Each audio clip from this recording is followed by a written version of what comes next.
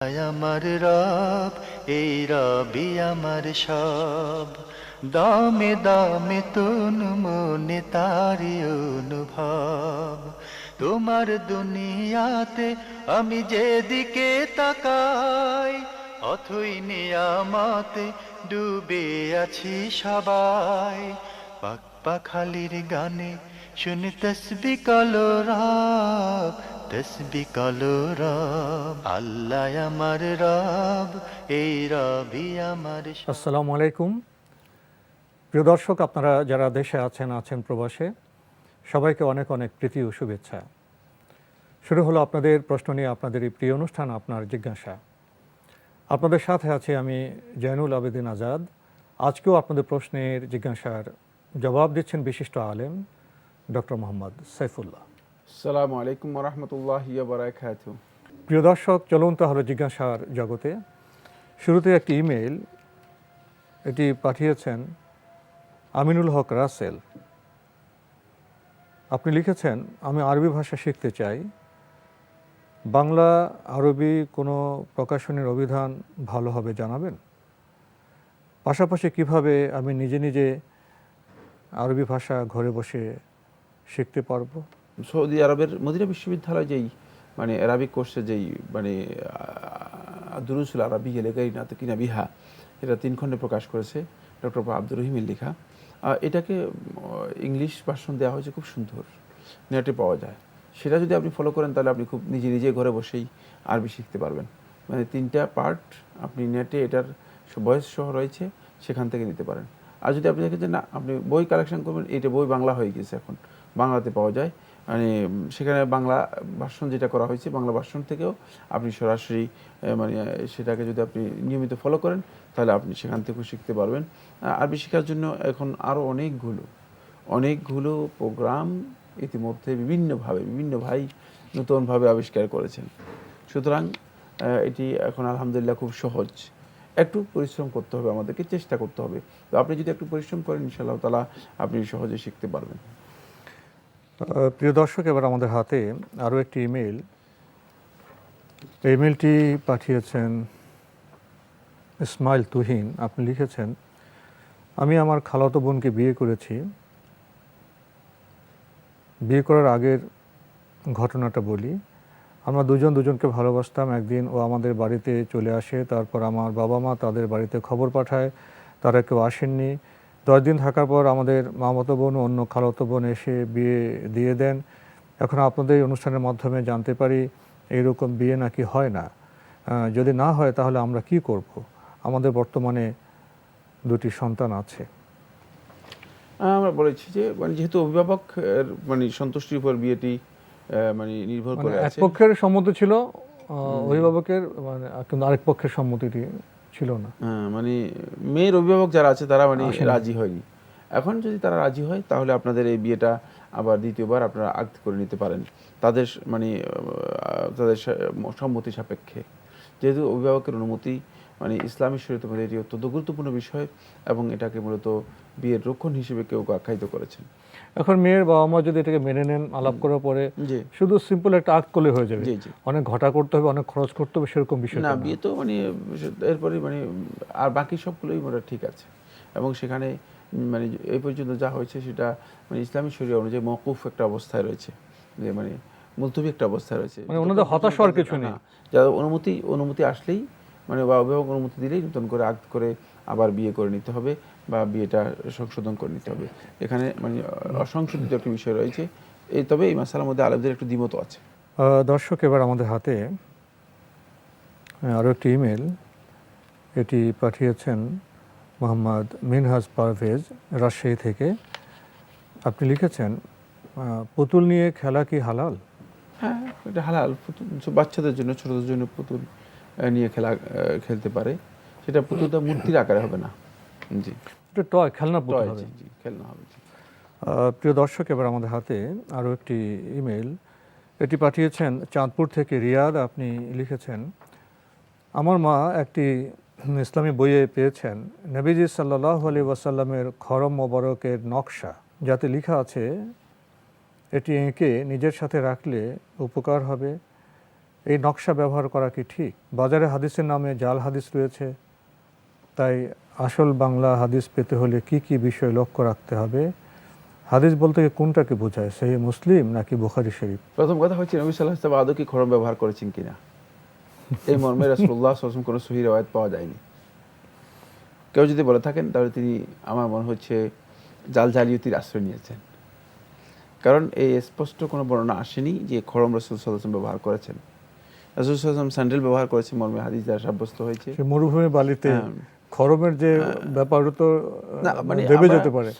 সেই কেসে আমি যাব না, যেহেতু আমার কাছে দলিলের বিষয় রয়েছে। সেটা যদি ব্যবহার করেন তাহলে হাদিস দ্বারা প্রমাণিত হয়, আমরা মেনে নিতে হাদিস দ্বারা প্রমাণিত না, হয়নি। সহিহ হাদিস দ্বারা বর্ণনায় আসেনি। এখন যে খড়মের মানে আদৌ ব্যবহার করেছেন কিনা সেটা জানা নেই। আর এর অস্তিত্ব জানা যায় না। এর নকশা যদি পকেটের মধ্যে রাখেন অথবা মাথার মধ্যে রাখেন অথবা ঘরের মধ্যে রাখেন, তাহলে ঘরের মধ্যে এই আসবে এই আসবে, এগুলো একেবারে জালিয়াতি কথা। এগুলো হাদিসের সাথে মোটেও সামঞ্জস্যপূর্ণ নয়।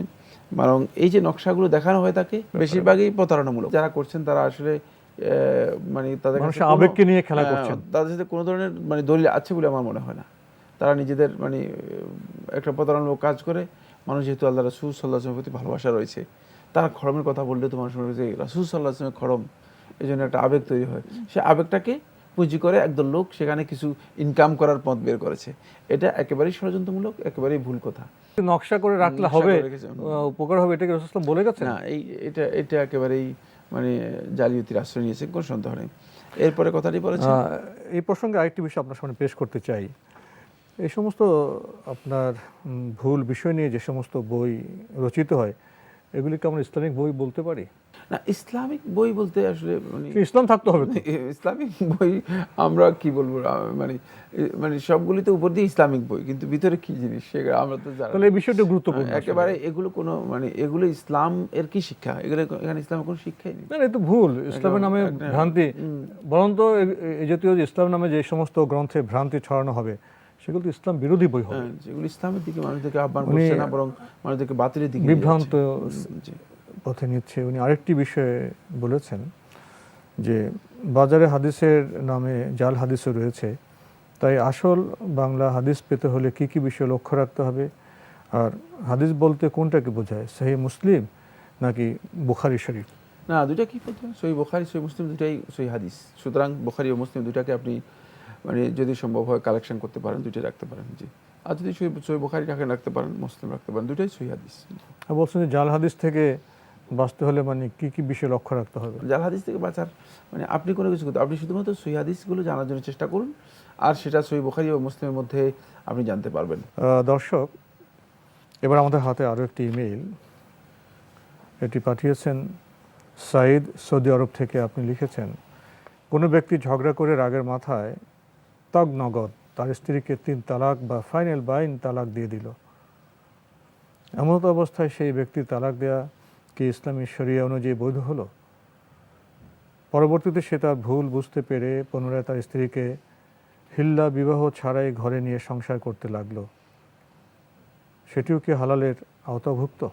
আমি প্রথম কথা বলবো যেটা, সেটা হলো এই মানে তালাক নিয়ে আসলে যেভাবে মানে খেলতামাশা করা শুরু হয়েছে, এটি ইসলামী বিধান, অত্যন্ত কঠিন একটি বিধান।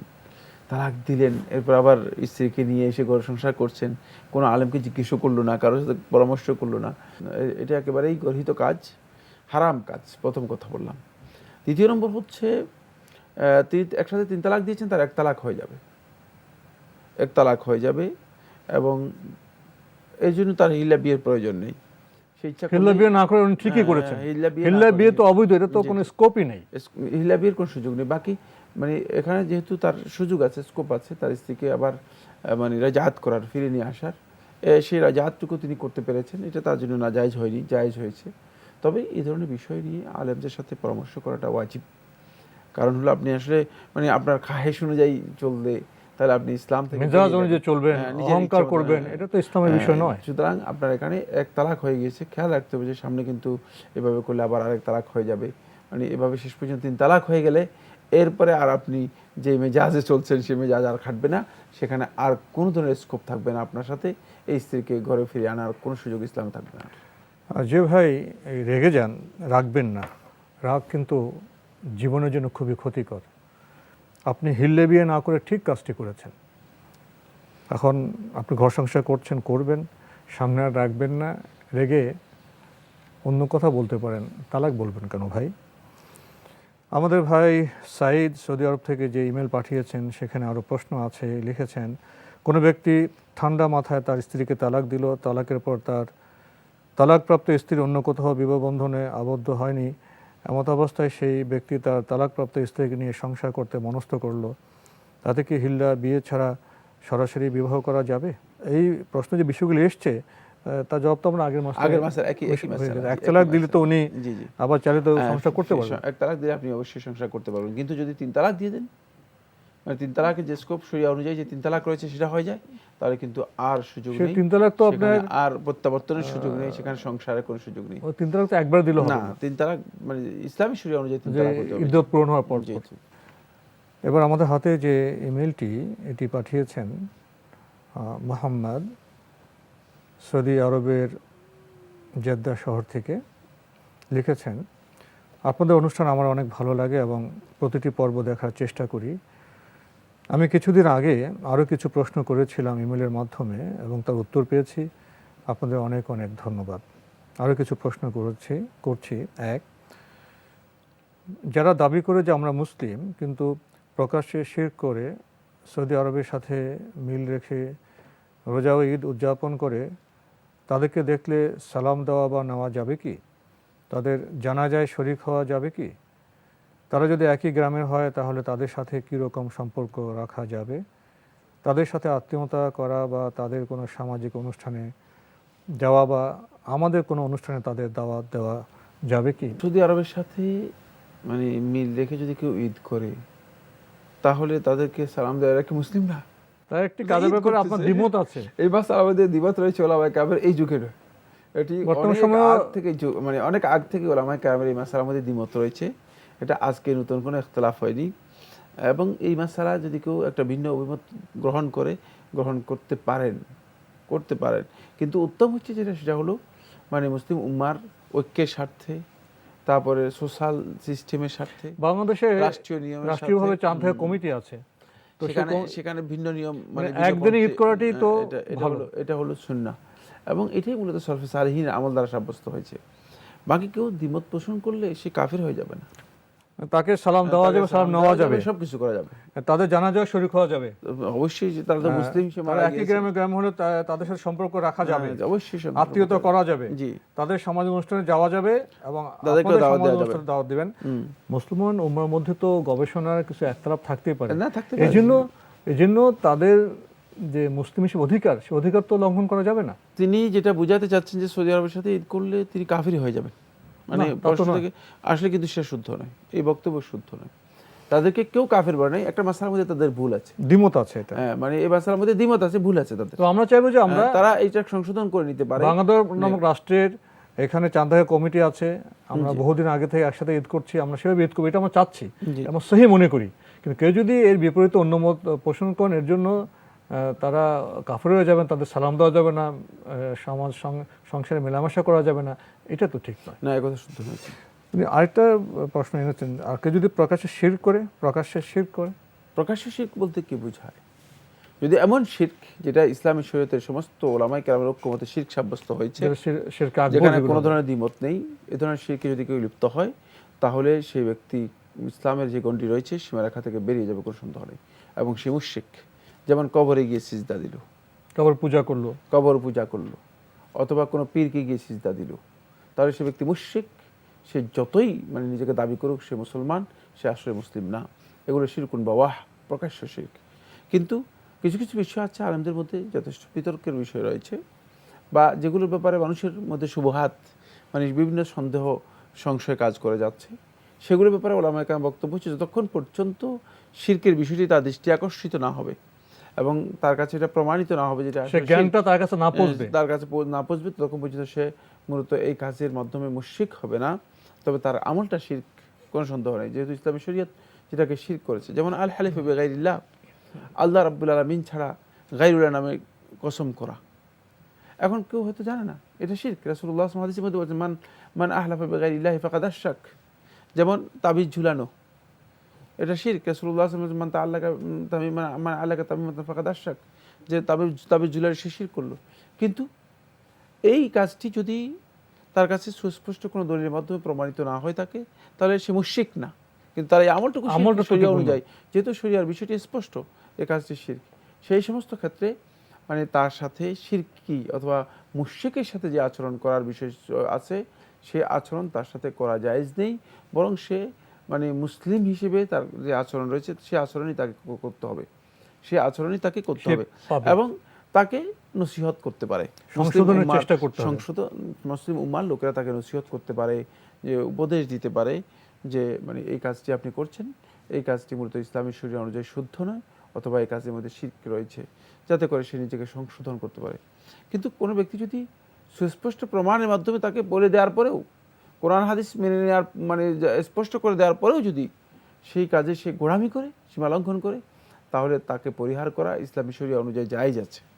ইসলামী শরিয়া তাকে পরিহার করতে মানে অনুমোদন দেয়, কারণ এই হাজারটুকু শুধুমাত্র ইসলামের জন্য, মানে এই পরিহারটুকু, এই বর্জনটুকু শুধু ইসলামের স্বার্থে, কোনো ব্যক্তিগত কারণ নয়, ব্যক্তিগত কোনো কারণে ইসলামের স্বার্থে হতে পারে। ইসলাম এতটুকু অনুমোদন দিয়েছে, হাদিস দ্বারা সাব্যস্ত হয়েছে।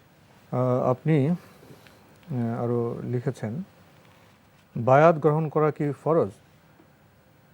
যদি মনে করি বায়াত গ্রহণ করলে যে শপথ নিতে হবে তা আমি রক্ষা করতে পারবো না, তা আমি বায়াত গ্রহণ করব না, তাহলে কি গুনাহগার হতে হবে? বায়াতবিহীন মৃত্যু নাকি জাহেলিয়াতের মৃত্যু? বায়াত কি পুরুষ নারী সকলের জন্য জরুরি? আরেকটি মাসআলা উল্লেখ করেছেন, তাও অনেক দীর্ঘ একটা আলোচ্য বিষয়। বায়াত গ্রহণ করা মানে ফরজ, সুন্নত, নফল এগুলোর কিছুই না। যেই বায়াতের কথা আপনি বলছেন, সেই বায়াতটা হচ্ছে মানে কোনো পীরের কাছে অথবা কোনো ব্যক্তির কাছে অথবা কোনো দলের প্রধানের কাছে গিয়ে বায়াত গ্রহণ করা, এটি ইসলামী শরিয়া অনুযায়ী সম্পূর্ণ একটি বেদাতি কর্ম। সম্পূর্ণ ইসলামী শরিয়া অনুযায়ী বেদাত হারাম। এই ধরনের বায়াতের কোনো বিধান ইসলামের মধ্যে নেই। ইসলাম যে বায়াতকে ফরজ করেছে সেটা হচ্ছে অবধারিত বায়াত, ইসলামী রাষ্ট্রের সরকার প্রধানের অবধারিত বায়াত। এই বায়াতের কনসেপ্ট কি? এই বায়াতের কনসেপ্ট হচ্ছে যে মানে ইসলামী রাষ্ট্রের সরকার প্রধানের এই যে মানে কর্তৃত্ব এবং নেতৃত্বের বাইরে নিজেকে না নেয়া, যেমন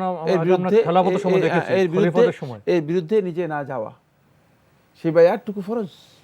ইসলামী রাষ্ট্রের অবকাঠামোগত দিকগুলো এবং রাষ্ট্রের স্থিতি, রাষ্ট্রের নিরাপত্তা, এগুলোকে যথাযথ ঠিক রাখার জন্য সেখানে কোনো ব্যক্তির জন্য জায়েজ নেই সেই খুরুজ করবে, খুরুজের বিদ্রোহ করবে। আর বিদ্রোহটা হচ্ছে বায়াত গ্রহণ না করা। সেখানে বায়াতের জন্য শর্ত নয় যে একবারে সাথে সাথে হাতে হাত গিয়ে আপনি বায়াত গ্রহণ করবেন।